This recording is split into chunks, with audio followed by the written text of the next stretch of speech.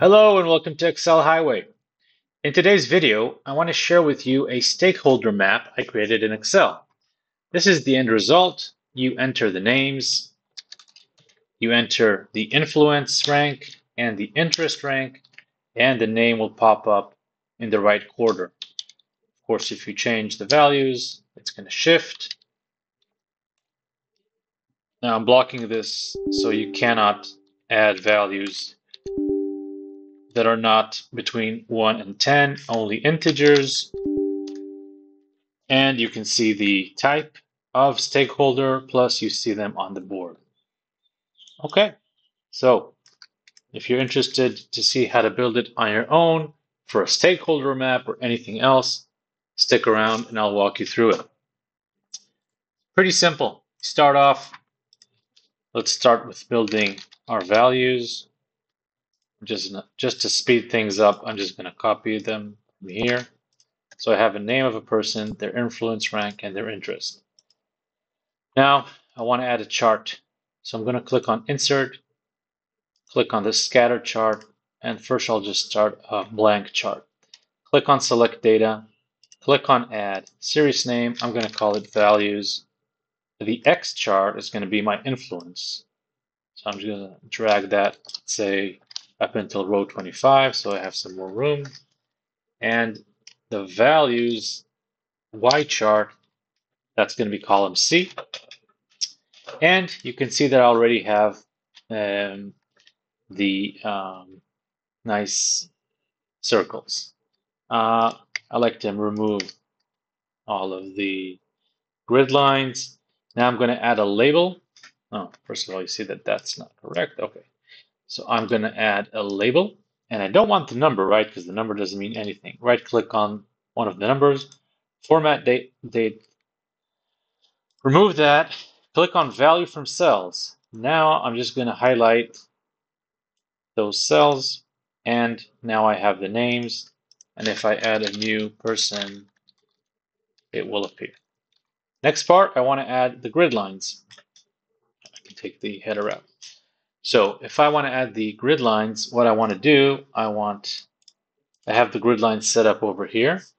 Okay, this is the grid lines. I have basically, think of it, I have a line that's going from 5, from x is 5, from 0 to 10, and one that's coming from y equals 5, 0 to 10 for the x chart. That's exactly what I have over here. I'm going to add those to my chart. Right click on the chart, chart design, select data, add. Let's call this horizontal line, and I'll go over here to my x axis, select these two, go over here, select these two, and I'm going to add also the vertical line, go over here, X chart over here, Y chart over there, click on OK, and I get basically just the circles, which is not what I wanted. So I'm going to click on Change Chart Type, click on Combo, back to Scatter, sorry. This one needs to be Scatter with Smooth Line, not Secondary. And there you have it.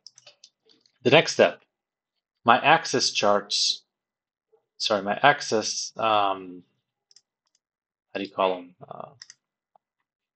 Bounds. My axis bounds are automatic, and I don't want them to be automatic. I want to range between 0 and 10. So I'm going to force it over here to be 10 as the max.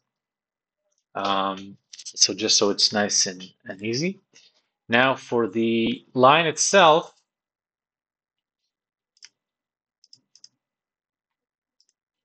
I'll go over here and I will remove the marker. And also for the line, let's say I want a unified color and just add some dashes so it looks like that.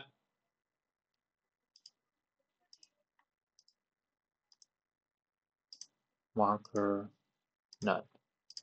Okay, and that's how I get basically my split between the quarters and all the circles are found here.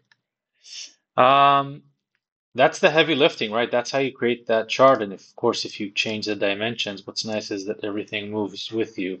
So it's not like adding, if you add, let's say the simple solution would be just to add a line like this, right? You could also do that actually, but then if you change the dimensions, it doesn't move with you. So I prefer this method. It works, takes a little bit longer, but it works. Last part that I have here, and I'll switch over here to my map, is I have this, the stakeholder map, just, merge a group of cells. Okay, just merge them with that value, changed all of that formatting. I have the project name, and you'll notice this formula. This formula, what it does, it's gonna basically assign the value here of the project name. So assuming you have 10 projects or so, you can just right click on this, move or copy, create a copy. And now if I change that to project 51, then this changes accordingly. So just a nice sort of method to do it this way. With VBA, you can do the opposite if you want, that the name over here changes the name of the sheet, but that requires VBA, and I've tried not to have that here. So that's that part. That part, we talked about the chart. These are just text boxes, so I can just add, show you here, I just added a text box with manage closely, for example. So manage closely, and gave it a green color. I don't want this to have a fill. I don't want this to have an outline. And I just can drag it here. And of course, I can also reduce the size if I want, just so it doesn't interrupt. And you can do this, copy paste, and just change the naming. And you have those 4 quarters, their meaning. That's pretty much it. The only thing that I have here that I didn't show you, why is that not working? Okay, is this, which is showing you the type. Slightly complicated function over here. Here is where I set up the values. So if it's below X and below Y, that's the type. So monitor is under 5 for both. Keep informed, it's between 5 and 10 for X, under 5 for Y, etc., etc. And to capture what type this is, I just used a simple filter. You could do it in many different ways, but I used filter for that area to filter for column F, column G, to the values. And I took 1. So meaning that take 1 means it's going to return the first value. So even if I have 2 values, because if it's